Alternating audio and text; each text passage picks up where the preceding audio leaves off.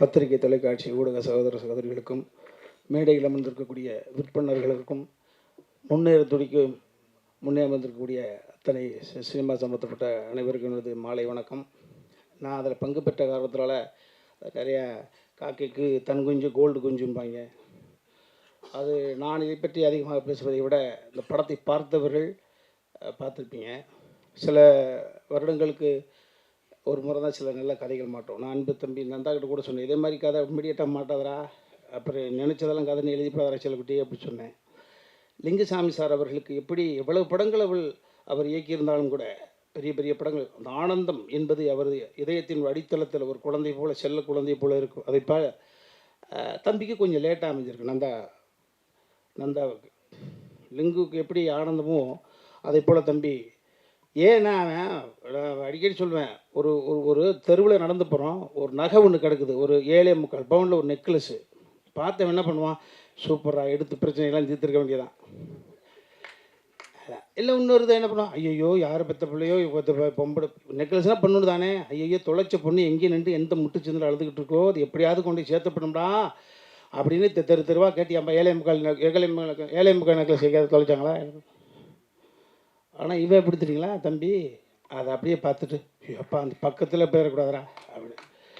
இளநிக்குள்ளே இருக்கிற தண்ணி மாதிரி எழுதாத கவிதை மாதிரி அவன். ஒரு செட்டில் ஒரு பேட் வேர்டு மருந்துக்கு கூட பயன்படுத்தாதா சார். அந்த முடியை சுற்றப்படுத்து கூட ரோமத்தை நீவிட்டீங்களா அப்படின்னு தான் கேட்பான். மயிரை சீவிட்டீங்களான்னு கூட கேட்க தெரியாது. அந்த மாதிரி ஒரு அற்புதமான இப்படியெல்லாம் நல்லவனாக இருக்க முடியுது. ஆனால் இவன் நடிக்கிறானா என்னடா, நான் பதட்டத்தோடவே பழகிறேன். இதுதான் அவனுடைய முதல் ஃபஸ்ட்டு பதட்டத்திலே பழகிறேன். அப்போ நான் கனி எனக்கு முன்னால் நிறைய நாள் நடிச்சிருச்சேன் தம்பியோட. அவருடைய எடை போட்டு பார்க்குற பொழுது ஏன்னா கனி என்னால் செயற்கையாகவே முடியாது. அது எப்படி செயற்கை அடுத்தவன் காதலியை விட்டு அமெரிக்கா போனது மாதிரி செயற்கை வாழ முடியாது. அதனால் அவரை பார்த்து இவ்வளவு அற்புதமாக இருக்கிறானே, ஓஹோ அப்போ ஏற்பட்ட சிந்தனை கொண்டவன், நல்ல பாசிட்டிவ் தாட்ஸ் இருக்கக்கூடிய ஒரு பிள்ளை முரட்டுத்தனமான வெற்றிகளை குவிச்சு நேரம் ஒரு 7-8 வீடு வாங்கிட்டு ஒரு 5-6 வீடு வாடகைக்கு வேறு விட்டுருக்கலாமே, என்ன பிரச்சனைனா வாடகை வீட்டில் இருக்கானே, இங்கே பிரச்சனை இருக்குது அப்படின்னு யோசித்து பார்க்குறப்ப தான் தெரியுது. இல்லை 24 கேரட்னா அப்படியே கொடுத்துடணுன்னே, செம்பு கலந்துடக்கூடாது, குறியாக இருந்தான். இந்த படத்தில் சரண் சார் அவர்கள் சொன்னதை போல் எந்தெந்த இடத்தில் எந்தெந்த கதாபாத்திரம் இந்த கதையை நகர்த்துவதற்கு தேவையோ எங்களை போன்றவர்களையெல்லாம் அங்கே அடுக்க கரெக்டாக வச்சுட்டு அந்த கமர்ஷியல் ஃபார்ம்லாம் சொல்லணும்ல, பரிசுத்தமான கதை. அதை வெகுஜன மக்கள் குடும்பத்தோடு உறவோடு பார்ப்பதற்கு தகுதி கொண்ட ஒரு படமாக படிச்சிருக்காப்புல. கண்டென்ட் ஒன்று தான். ஹரிச்சந்திரன் நாடகத்தை பார்க்காமல் இருந்தால் காந்தியடிகள் நம்மளுக்கு கிடையாது. மல்லி கந்தசாமி முதலியார்னு ஒருத்தர் இருந்தார். அவர் தன் தந்தையினுடைய இறப்புக்கு கூட மாறு வேஷத்தில் தம்மு கடிச்சிட்டு போனார்.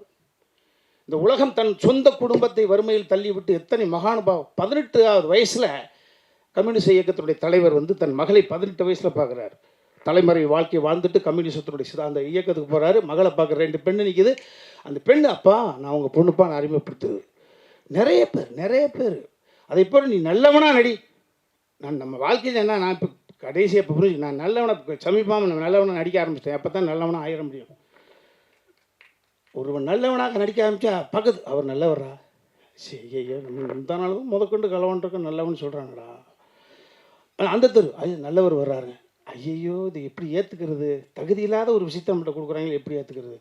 நல்லவர் வர்றான்னா வீட்டுக்கு வர்ற பொழுது மனசு மாறி இருப்பான். அன்னையிலேருந்து நல்லவனாக நடிக்க ஆரம்பித்தாலே, இந்த உலகம் நல்லவன் என்று சொல்ல ஆரம்பித்தாலே நல்லவனாக மாறி விடுவான். அதே போல தான் இந்த கதை, அற்புதமான கதை, இறையன்பு. ஆமாம், அவர் பார்த்தீங்கன்னா இரட்டை தளத்தில் வெற்றி பெற்றவர். அரசு உத்தியோகத்தினுடைய உச்சபட்ச பதவி அடிப்பேசுவார், தலைமைச் செயலாளர். அதான் அதுக்கு மேலே என்ன கிடையாது. அதுக்கு மேலே சிஎம் தான். சிஎம் அப்படி உட்கார முடியாதுல்ல. ஸோ தலைமைச் செயலாளர் பதவி அனுபவிச்சுட்டு அடுத்த தலைமுறைக்கு அள்ளி புத்தகங்களை வாரி வரைச்சவர். அவர் பார்த்துட்டு அவர் தான் இந்த படத்தினுடைய மிகப்பெரிய ஒரு அளவுகோல் நான் சொல்லுவேன். மற்றவர்கள் கூட நட்புக்காக கூட 1-2 வார்த்தை யதார்த்தமாக எக்ஸ்ட்ரா பேசியிருக்கலாம். அவர் பேச வேண்டிய அவசியமே கிடையாது. பார்த்துட்டு என்கிட்ட பேசுகிறார், படைப்பு அற்புதமான படைப்பு. ஒரு வினோத சித்தத்தை பார்த்துட்டு வந்த உடனே திருமாணிக்கு அப்படியே நிற்கிது. வினோத சித்தத்தை தம்பி சமுத்திரக்கனி அவர்கள் பக்கத்தில் தலைமைச் செயலாளர் இருந்தாங்க. இந்த படத்தை பார்ப்பதற்கு அழைச்சி வச்சுருந்தோம். அப்போ பார்த்துட்டு அவர் போயிட்டார். தலைமைச் செயலாளராக இருக்கார். நாளைக்கு ஒரு அரசியல் சிக்கல் வந்துடக்கூடாது, அதிகார வர்க்கத்தில் ஏதாவது பிரச்சனை வந்துருன்றதுக்காக பதட்டத்தோடு பயத்தோடு போகிறாரு. அவர் துணைவியார் வந்தார். அப்படியே சமுத்திரக்கனி பிடிச்சி, என் கணவரை என் பக்கத்தில் 2 மணி நேரம் உட்கார வச்சுட்டீங்க, ரொம்ப மகிழ்ச்சி. என் புருஷனை என் பக்கத்தில் 2 மணி நேரம் உட்கார வச்சிட்டீங்க, ரொம்ப முயற்சி போதுங்க, மனப்பாடம் ஆயிடுச்சுங்க எங்களுக்கு டயலாக் இந்த மாதிரி. ஸோ அதை போல் இன்னொரு அற்புதமான ஒரு உணர்வை படைக்கக்கூடிய ஒரு படம்.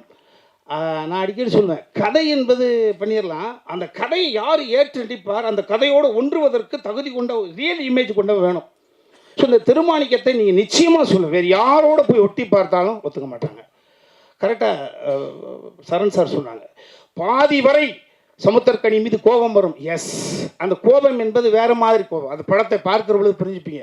இப்படியானா ஒருத்தர் இருப்பேன், இப்படியானா அப்படின்னு ஒரு ஸோ ஒரு அற்புதமான ஒரு ஃபீல், அற்புதமான ஒரு நல்ல ஒரு படைப்பு. இந்த படைப்புக்குள்ளே நானும் இருக்கேன்றதில் நான் ரொம்ப மகிழ்ச்சி. ஒரு கெஸ்ட் ரோல் தான் பண்ணியிருக்கேன்.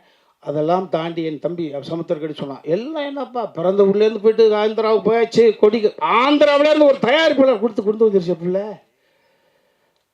ஆந்திராவிலேருந்து சமுத்திரக்கனியை கதை நாயகனாக வைத்து பணத்தை போடுவதற்கான ஒரு, அப்போ எப்படி பெரிய விஷயம், சொந்த ஊரில் பேர் வாங்குறதே பெரிய விஷயம் சாமி. ஒரு அசல் ஊரில் பேர் வாங்கி ஒரு இன்வெஸ்டர் கொண்டு வந்திருக்கின்றது இதுதான் இந்த கதை. ஸோ நிச்சயமாக இந்த திருமாணிக்கம் என்பது எல்லோருடைய இல்லங்களிலும் உள்ளங்களிலும் அற்புதமாக ஒரு படைப்பாக போய் சேரும், எனக்கு நம்பிக்கை இருக்குது. நன்றி.